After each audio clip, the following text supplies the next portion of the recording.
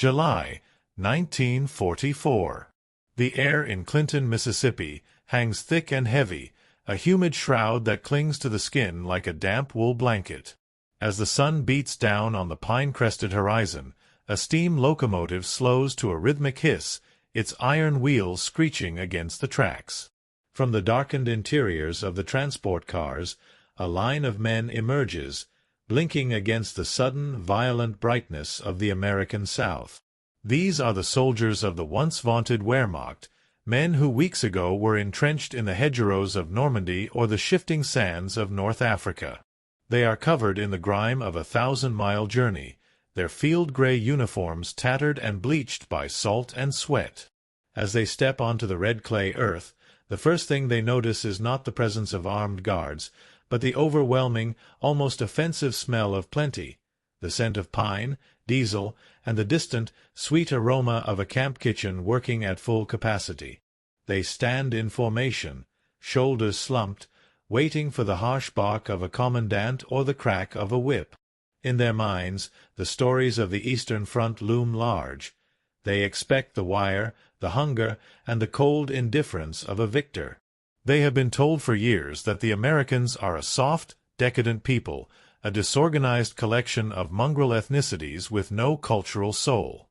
Yet, as they look around, they see a terrifying level of logistical precision. The wooden barracks are painted a stark, clean white. The gravel paths are raked with mathematical accuracy. There is an unsettling silence to the proceedings, broken only by the occasional low murmur of American GIs who look more like well-fed farmers than the monsters described in Goebbels' propaganda. The prisoners are processed with a mechanical efficiency that mirrors the industrial might of the nation that captured them. Each man is handed a small, cedar-wood object, a yellow Ticonderoga pencil. To a soldier who has spent the last 5 years gripping the cold steel of a Kar 98K, the pencil feels weightless, almost toy-like. They rotate the hexagonal wood in their calloused fingers, looking for the hidden threat. They do not yet realize that this small tool, and the white sheets of paper waiting in the barracks, will soon become more transformative than any weapon they carried in the service of the Reich. As they are marched toward their new quarters, the sound of their leather boots on the gravel is joined by a new, peculiar noise echoing from a nearby administrative building, the sharp, rhythmic grinding of a mechanical pencil sharpener. It is a sound of preparation, not for a firing squad, but for a curriculum. The men exchange nervous glances, their eyes darting to the towering silos and the endless fields beyond the wire. They had come to America expecting a struggle for physical survival. They had no way of knowing they were about to enter a battle for their own minds. To understand the arrival of these men, one must look toward the crumbling facade of the Third Reich's military machine. By the summer of 1944, the German army was no longer the elite, polished force that had swept through Poland. Years of attritional warfare on the Eastern Front had bled the professional officer corps dry, forcing the high command to scrape the bottom of the manpower barrel. Into the ranks came older men, teenagers, and laborers from the rural fringes of the occupied territories. While the world viewed the German soldier as a master of modern technology, the internal reality was far more fractured. Behind the steel helmets and the industrial aesthetic lay a hidden crisis of education. A significant portion of the later war conscripts possessed only a rudimentary ability to read or write, having been pulled from schools or farms where the Nazi curriculum prioritized ideological fervor and physical toughness over genuine literacy. The Geneva Convention of 1929 dictated the treatment of these captured souls, but the Americans viewed these requirements through a uniquely democratic lens. As hundreds of thousands of prisoners began to flood into the United States, eventually totaling over 425,000 men across 500 camps, the War Department faced a monumental task. These men were not just laborers for the American agricultural sector, they were a captive audience. The intellectual diversion program was established not merely to keep idle hands from mischief, but as a subtle, high-stakes experiment in re-education. The Americans realized that a man who cannot read is a man who can be told anything by his superiors. To break the grip of National Socialism, they would first have to provide the tools of critical thought. In the barracks of Mississippi and beyond, the German soldiers operated under a heavy cloud of apprehension. They had been steeped in a culture of Sieg oder Tod, victory or death, and were conditioned to believe that capture was a precursor to liquidation or, at the very least, forced indoctrination into a Bolshevik-style labor colony. They expected the Americans to use the same methods of psychological coercion they had seen practiced at home: loudspeakers blaring slogans, public humiliations, and the stripping of individual identity. Instead, they found a system that seemed bizarrely preoccupied with their personal development. The American officers did not ask the prisoners to swear new oaths. They asked them if they could read the letters they received from home. The contrast was staggering. Where the Reich had sought to narrow the mind into a single sharp point of obedience, the Americans were opening the gates to a vast, chaotic world of information. This historical crossroads was not just about the logistics of housing prisoners. It was the first skirmish in a post-war battle for the soul of Europe, fought with textbooks rather than bayonets.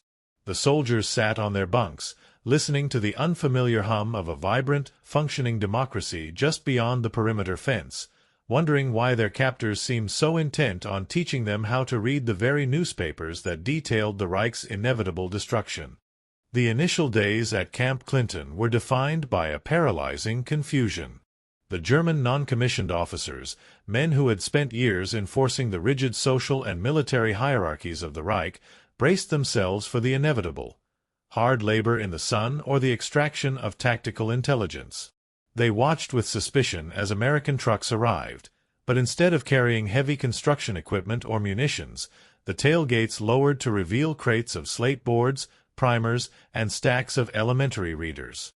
When the order finally came to assemble, it was not for a work detail in the sweltering cotton fields, but for a mandatory orientation in a repurposed mess hall. The soldiers filed in, their boots thumping dully on the floorboards, only to find the walls lined with chalkboards and the tables neatly arranged with instructional materials. This was the first true shock of the intellectual diversion program. To the German mind, which viewed the state as a machine that only invested in what could be weaponized, the concept of a captor educating its enemy was an incomprehensible paradox. They looked at the simple posters on the wall, depicting the alphabet and basic sentence structures, and felt a wave of cognitive dissonance.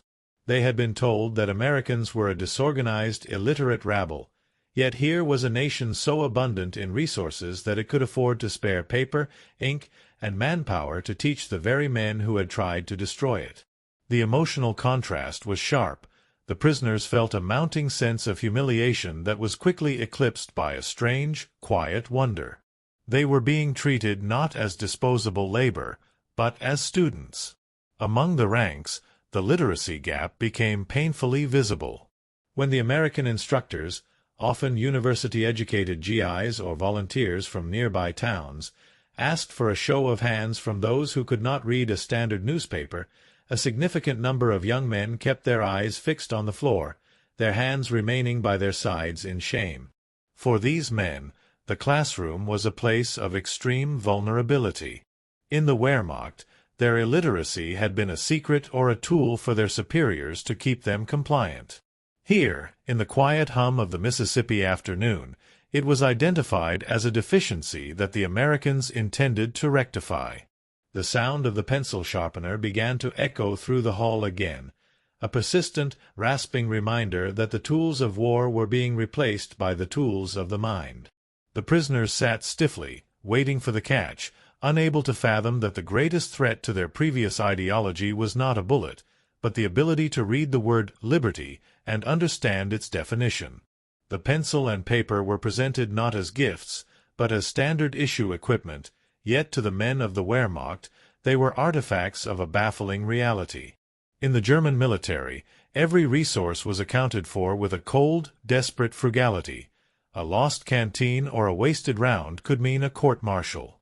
Now, they sat before stacks of clean, white bond paper, vast quantities of it, that seemed to represent a boundless industrial surplus. They touched the smooth yellow lacquer of the Ticonderoga pencils, feeling the weight of the graphite. For the skeptics among them, especially the die-hard NCOs who still clutched their Nazi ideology like a shield, this was surely a trap. They waited for the Americans to demand that they sign confessions of war crimes or lists of their comrades.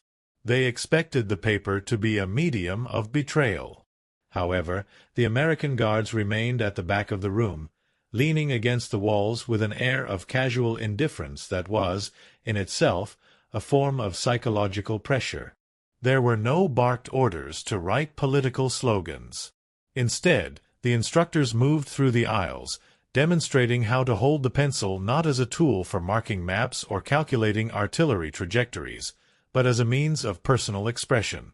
The recurring sound of the pencil sharpener filled the pauses in the lesson, a crisp, aggressive grinding that transformed a dull piece of wood into a sharp instrument of potential. To the prisoners, this sound began to symbolize the sheer abundance of the American machine. Back home, a pencil was used until it was a mere nub, sharpened carefully with a pocketknife to save every millimeter. Here, the Americans ground them down with mechanical devices, seemingly unconcerned with the waste, focused only on the sharpness of the point. This perceived wastefulness was the prisoners' first lesson in the economics of democracy. The ability to discard, to sharpen, and to try again without the threat of punishment was a foreign concept. As they stared at the blank pages, the silence in the room grew heavy with the weight of unwritten thoughts. The symbolic object, the pencil, became a bridge between two worlds. One world demanded that the individual be a finished, unchangeable part of a state collective. The other suggested that a man was a work in progress, someone who could be sharpened and refined. The prisoner's skepticism began to erode, replaced by a tentative, itching curiosity. They looked at the Americans, then back at the paper, and for the first time since their capture, they felt a flicker of something other than fear. They felt the quiet, intimidating invitation to think for themselves. The sharpener finished its work with a final, satisfying click, and the first marks were made on the paper. Not a signature for a commissar, but a simple, jagged attempt at a letter of the alphabet. The factual depth of the literacy crisis within the Wehrmacht was a well-guarded secret, hidden beneath the shiny veneer of Prussian military excellence. Data from the era reveals a startling reality. While the German officer corps was among the most highly educated in the world, the rapid expansion of the army to replace catastrophic losses led to a precipitous drop in the educational standards of the common soldier.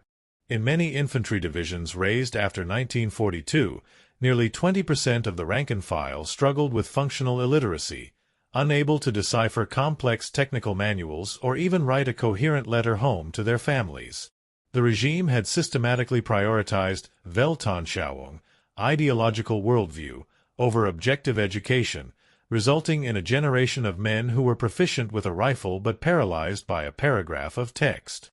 In the quiet confines of the American camps, this intellectual vacuum became an undeniable piece of historical evidence. American censors, tasked with reviewing the mail sent by prisoners, noted a recurring pattern of stunted communication. Thousands of letters consisted of little more than repetitive, dictated phrases, or in some cases, were returned to the sender because the address was illegible. The Americans realized that this was not merely a logistical hurdle, but a symptom of a deeper systemic failure. The Reich had built a society that discouraged independent inquiry, fearing that a truly literate soldier might begin to question the circular logic of his orders. Quotes from the records of the intellectual diversion program highlight the bewilderment of the German NCOs who found themselves suddenly stripped of their role as the sole gatekeepers of information. One documented account describes a sergeant's frustration as his subordinates began to huddle around American newspapers, decoding headlines for themselves rather than waiting for the morning briefing. The data was clear. By offering these classes, the Americans were dismantling the very structure of the Wehrmacht from the inside out. They were proving that the most effective way to neutralize an ideological enemy was to provide him with the means to verify the truth. The sound of the pencil sharpener continued to act as a metronome for this transition. Every time a prisoner stepped up to the machine, the rasping grind represented a data point in the shift from soldier to citizen. This was the silent revolution of 1944. For every hour spent in the classroom, the hold of the Nazi Party weakened. The Americans weren't just tracking the number of prisoners they fed, they were tracking the number of minds they awakened. As the men moved from tracing the alphabet to reading basic accounts of world events, the fog of propaganda began to lift, replaced by the hard, cold facts of a world they had been told did not exist. The heavy Mississippi heat seemed to pause at the threshold of the classroom, where the only sound was the rhythmic scratch of graphite against paper. For many of the men, this was the most terrifying moment of their captivity.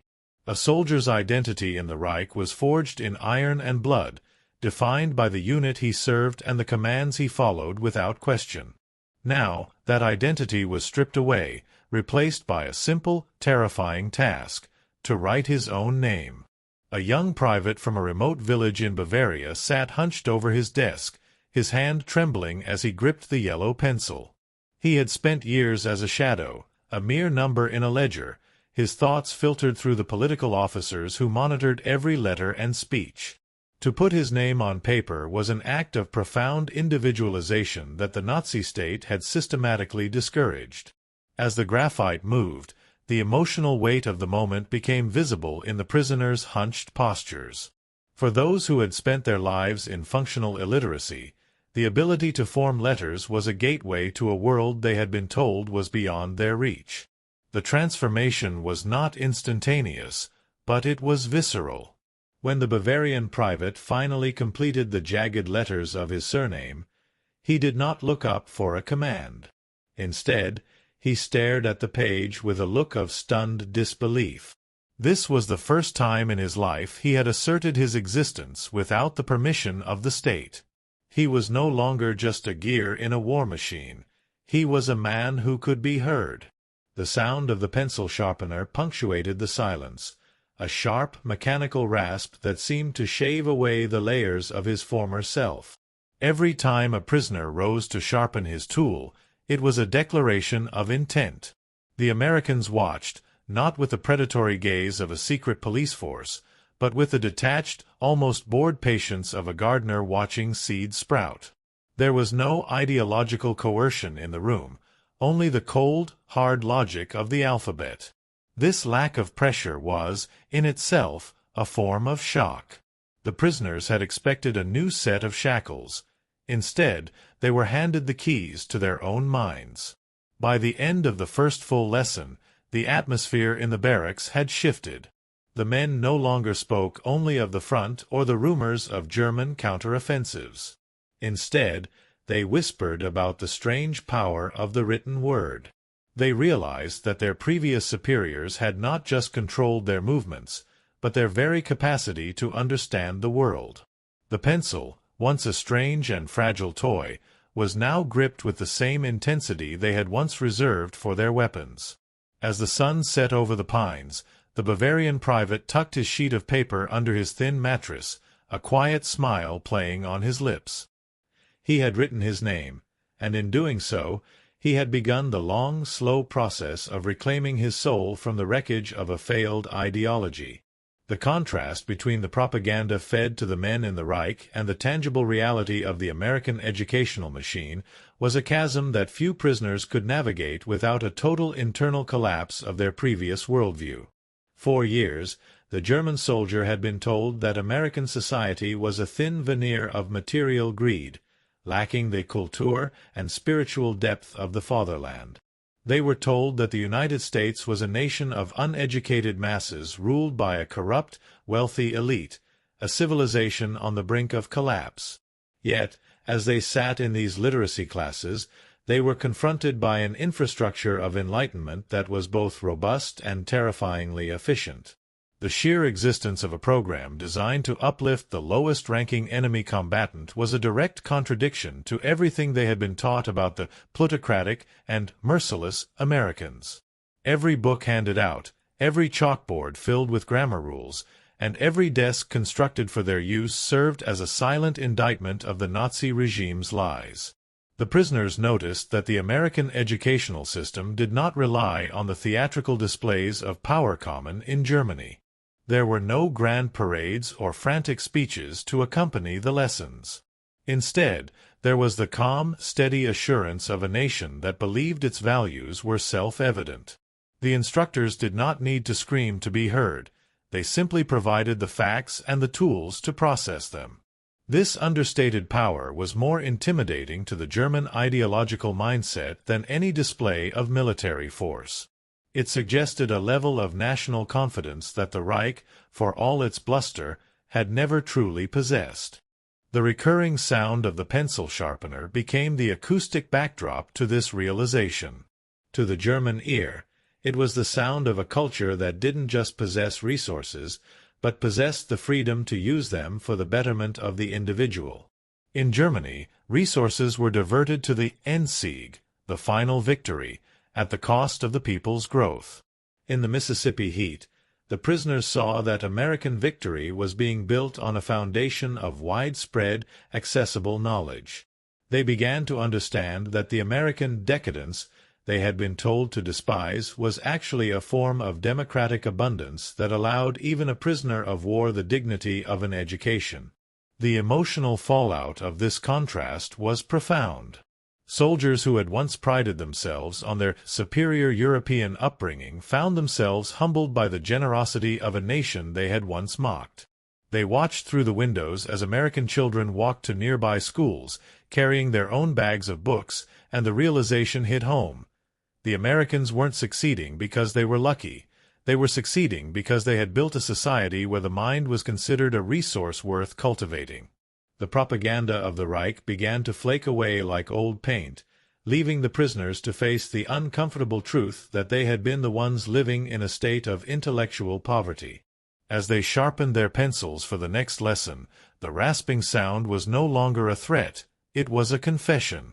As the humid Mississippi weeks bled into months, the atmosphere within the barracks underwent a quiet, subversive shift. The literacy classes had moved beyond the rudimentary tracing of vowels and consonants into the dangerous territory of comprehension. In the recreation halls and dormitories, a new and unsettling sight became common. German soldiers huddled together, not to plan a breakout or to whisper military secrets, but to pore over the pages of local newspapers like the Jackson Daily News or the New York Times.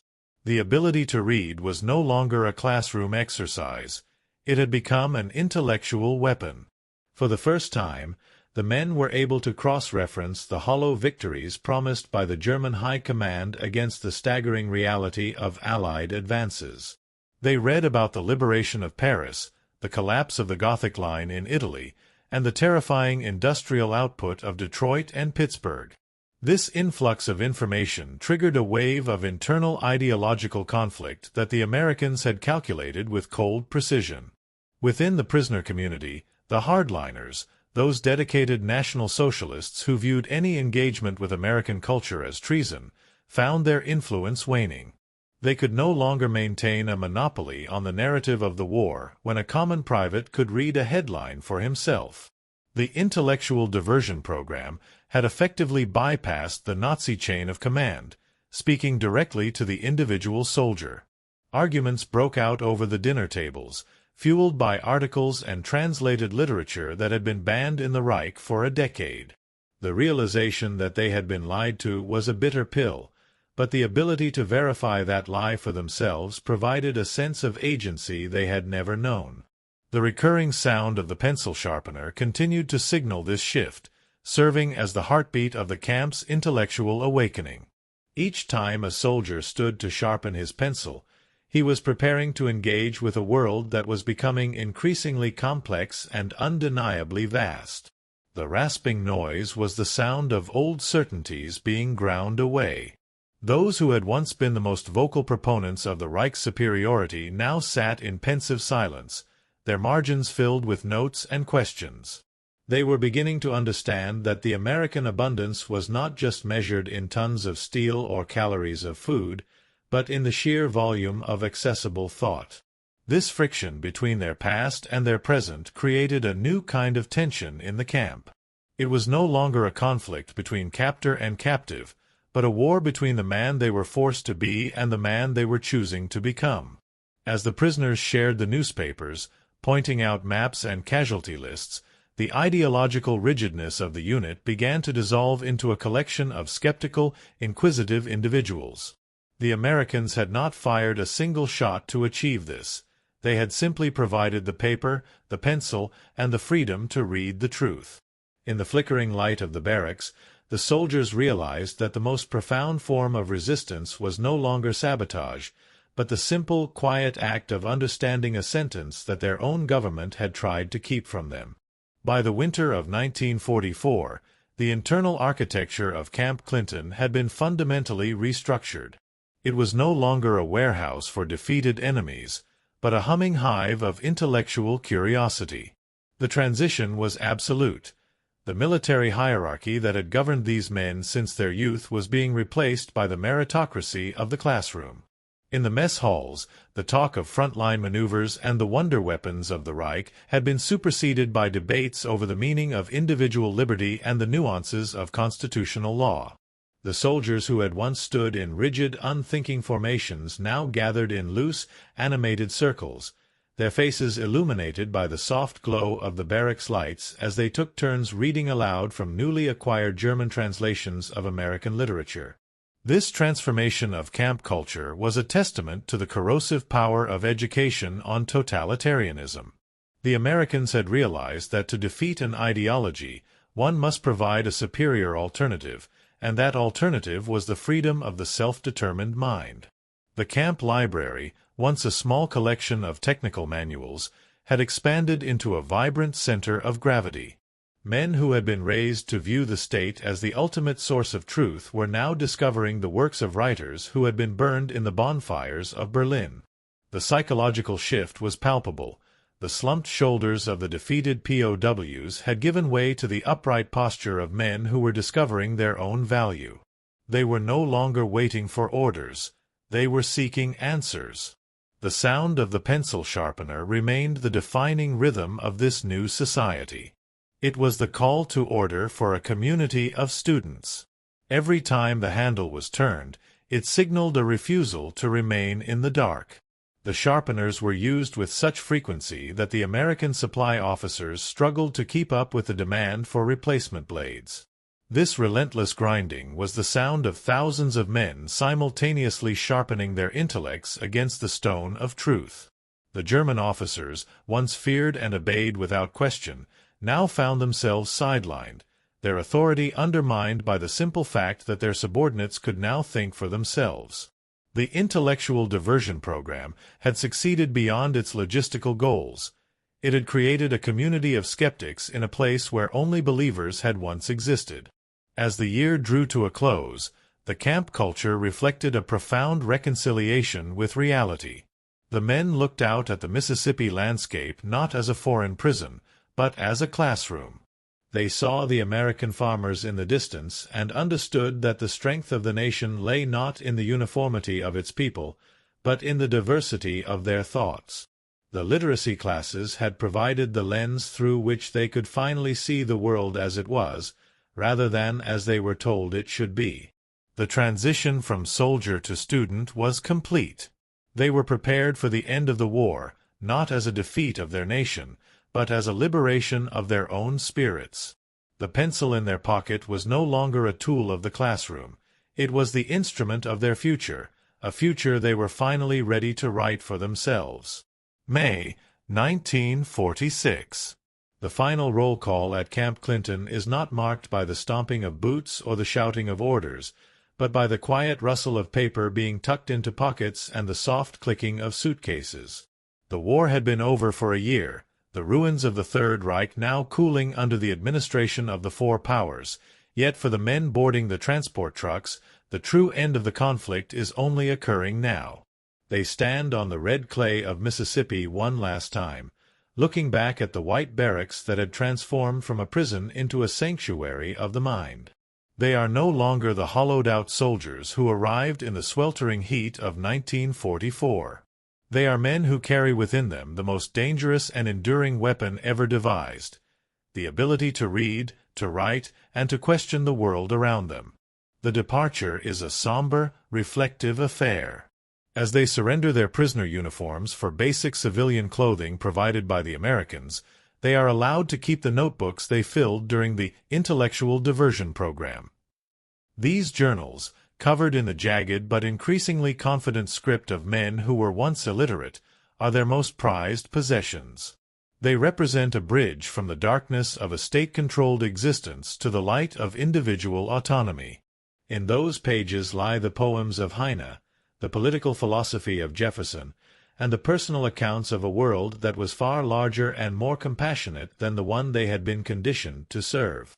The Americans watch them go with the same quiet, detached patience that had defined the program from the start, knowing that these men are returning to a broken Germany not as conquered enemies, but as the architects of a new, democratic future. The sound of the pencil sharpener, that persistent and aggressive grinding that had echoed through the camp for 2 years, is finally silent. Yet its resonance remains in the minds of the departing men. It had been the anthem of their transformation, a mechanical reminder that any mind, no matter how dull or suppressed by propaganda, can be sharpened if given the right tools and the freedom to use them. The abundance of American democracy was not found in the steel of its tanks or the fire of its guns, but in the simple, revolutionary act of handing a pencil to an enemy and inviting him to think. It was a victory of the classroom over the battlefield, proving that the ultimate strength of a free society lies in its refusal to keep its people in the dark. As the trucks pull away from the perimeter fence, heading toward the coast and the long journey across the Atlantic, the men look at the pencils they still hold in their hands. They realize that while they left their youth and their innocence in the trenches of Europe, they are taking home something far more valuable. They are returning to a land of rubble with the literacy to read the blueprints of its reconstruction. The poetic truth of their experience is found in the realization that freedom is not just the absence of walls, but the presence of the word. They had been captured by a nation of plenty, and in that captivity they had found the only thing that could never be taken from them again, the ownership of their own thoughts. The trucks disappear into the dust of the Mississippi afternoon, leaving behind a silence that is no longer empty, but filled with the infinite potential of the written word.